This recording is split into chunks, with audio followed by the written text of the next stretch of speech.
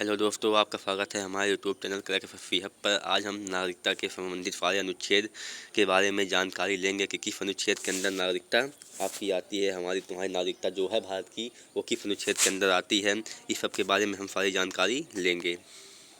नागरिकता, भारतीय संविधान में नागरिकता से संबंधित प्रावधान भाग किस में है? पार्ट 2 में। किस भाग में है? भाग 2 में दिए गए हैं, जो अनुच्छेद किससे 5 से 11 तक विस्तृत हैं।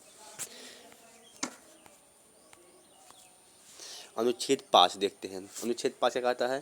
संविधान लागू होने अर्थात 26 जनवरी 1950 के समय भारत के नागरिक कौन होंगे, इसे परिभाषित करता है। कौन? अनुच्छेद 5। जो आपका अनुच्छेद 5 है वो क्या कहता है? 26 जनवरी 1950 के समय भारत के नागरिक कौन होंगे, इसे परिभाषित करता है। इसमें 3 श्रेणियों के लोगों को नागरिकता दी गई है। पहला, जो भारत में जन्मे थे। दूसरा, जिनके माता पिता में से कोई भारत में जन्मा था, जो 5 साल में भारत से ला रहा हो, उनको 26 जनवरी 1950 से नागरिकता दी जाएगी। अनुच्छेद 6 क्या कहता है? अनुच्छेद 6 में आपका जो लोग भारत के विभाजन के बाद अर्थात जब भारत पाकिस्तान का विभाजन हुआ था, उसमें जो लोग पाकिस्तान से भारत आए, जो लोग पाकिस्तान से भारत आए, उनकी नागरिकता के लिए नियम बनाए गए हैं। यदि वे 19 जुलाई 1948 अर्थात 19 जुलाई 1948 से पहले भारत आ गए और सामान्य रूप से निवास कर रहे थे, तो उन्हें नागरिक माना जाएगा। किस देश का? भारत का। यदि वे 19 जुलाई 1948 के बाद आए, तो उन्हें सरकार द्वारा पंजीकरण कराना अनिवार्य है। अर्थात अनुच्छेद 9 में क्या करा है? पंजीकरण द्वारा नागरिकता आपको दी जाएगी। कब? अगर आप 19 जुलाई 1948 से पहले भारत में आ गए हैं, अर्थात पाकिस्तान वाला, इधर पाकिस्तान है, पाकिस्तान से जो भारत आ गए हैं कि कब? 19 जुलाई 1948 से पहले, तो उनको नागरिकता स्वतः ही मिल जाएगी। अगर लेकिन जो नहीं आए हैं और जो 19 जुलाई 1948 के बाद भारत में आएंगे, उन्हें क्या करेगा? वो पंजीकरण द्वारा नागरिकता प्राप्त करेंगे। कहाँ पे? भारत में। अनुच्छेद 7 क्या कहता है?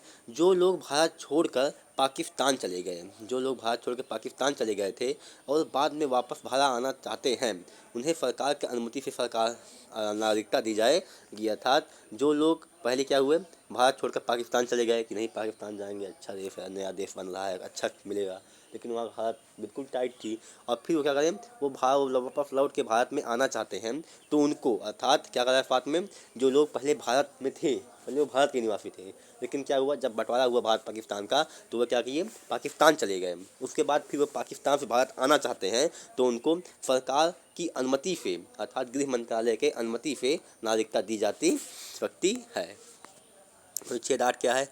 जो भारतीय मूल के लोग भारत के बाहर किसी अन्य देश में रहते थे परंतु भारतीय थे, वे भारत के किसी भी भारतीय दूतावास में पंजीकरण कराकर नागरिकता प्राप्त कर सकते हैं। अर्थात आपको पता है, जब अंग्रेज लोग थे तो वो भारतीयों को बंधुआ मजदूर बनाकर कई देश में दूर दूर ले जाते थे। तो वही कह रहा है, जो भारतीय मूल के लोग हैं अर्थात भारत के मुल्क में ही है, उनके माता पिता दादा परदादा कहाँ के थे? भारत के ही हैं, और अगर उनको भी नागरिकता लेनी है कहाँ की? भारत की, तो क्या कर सकते हैं? भारतीय दूतावास में जाकर, जैसे कि हर देश में भारत का दूतावास होता है, जैसे कि दूसरे देश का भी भारत में दूतावास होता है, वहाँ के उनके दूतावास जो होते हैं, राजदूत वो सब निभाते हैं, बातचीत संपर्क बनाने की, संपर्क होगा सरकार के बीच, उसी में तो भारतीय दूतावास में पंजीकरण करा करके नागरिकता प्राप्त कर सकते हैं। अनुच्छेद 9 क्या कह रहा है?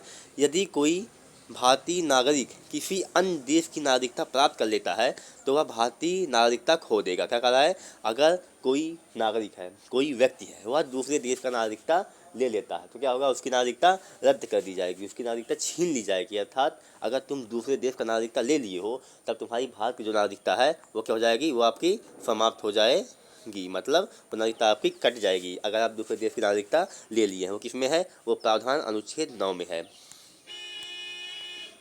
अनुच्छेद 10, जो लोग नागरिकता प्राप्त कर चुके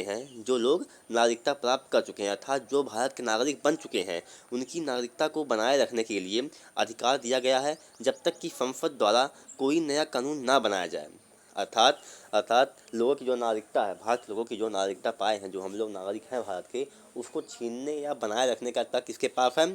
संसद के पास। किसके पास है? संसद के पास है।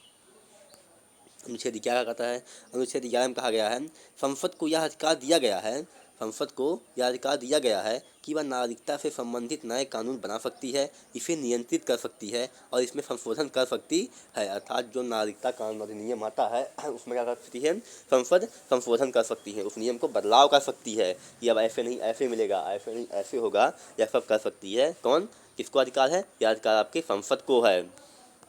नेक्स्ट, भारतीय नागरिकता अधिनियम 1955। क्या, भारतीय नागरिकता अधिनियम 1955 आया, कब आया था ये, 1955 में आया था, इसलिए नाम क्या है ये, भारतीय नागरिक अधिनियम। किसके लिए आया था, नागरिकता में संशोधन के लिए आया था, और कब आया था, 1955 में आया था, इसके नाम पड़ गया भारतीय नागरिकता अधिनियम 1955। संविधान के अनुच्छेद 11 के तहत संसद ने भारतीय नागरिकता अधिनियम 1955 बनाया, किसके द्वारा, संसद ने बनाया, जिसमें नागरिकता प्राप्त करने, बनाए रखने और खोने से संबंधित विस्तृत प्रावधान है।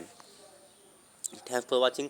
अगर आपको वीडियो अच्छी लगी हो, आपको नागरिकता के बारे में संपूर्ण जानकारी मिल चुकी हो, तो क्या करें, वीडियो को लाइक करना ना भूलें, वीडियो को लाइक करना ना भूलें, और क्या करें, सब्सक्राइब करना तो कभी ना भूलें। ठीक है।